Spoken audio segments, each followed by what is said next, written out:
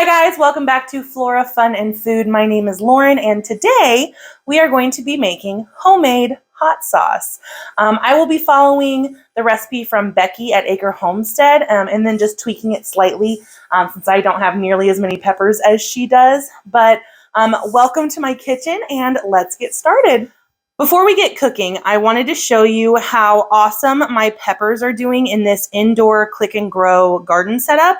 There are so many red peppers on here. It did take quite a while for peppers to appear. Peppers are just generally slower growing in general, but I also have cherry tomatoes there on the left and then some cilantro that I started from seed over here.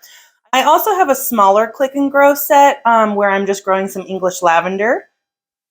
To get started, I'm just going to use some kitchen shears and a bowl to harvest the peppers. Now I'm only going to pick off the red ones, like I still have a few green ones and some flowers, so I know that this plant will keep producing and I want to use it as long as possible, but I don't want to overpick and waste possible food.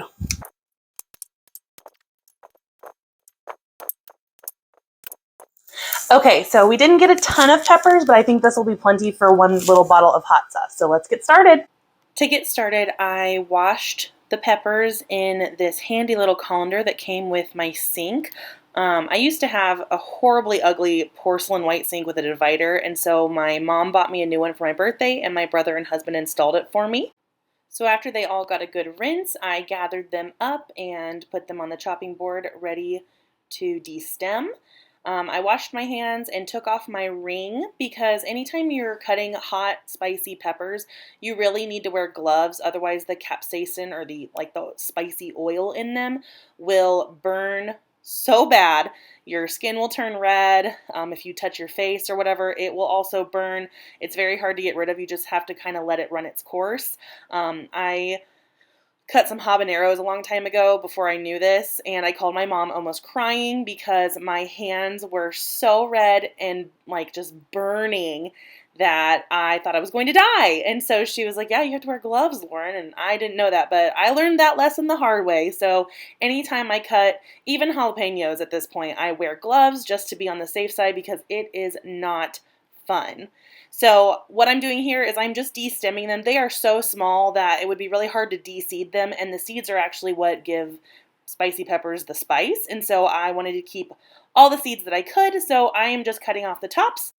I tried to be more efficient by lining up a few peppers to do all together, but they were just so small that I couldn't get them lined up right, so I ended up having to do them one by one, or eventually I think I could do like 2 by 2, but they just were so tiny. It was a little tedious. So once I had them all de-stemmed, I washed my knife off with some soap just so that capsaicin wouldn't transfer anywhere and I wouldn't forget that it was on there. So I rinsed it off, washed it, and then I got out my kitchen scale because Becky's recipe called for 12 ounces of spicy peppers, and I knew I didn't even have close to that number. So just out of curiosity, I wanted to know what the weight of my peppers was. I was guessing less than an ounce, and it ended up being, I think, 0.44 ounces. And so instead of trying to figure out the math and reducing her recipe and her ingredients and things like that, I just decided to take her ingredients and then just kind of do my own measurements based on what I thought would be kind of the correct amount.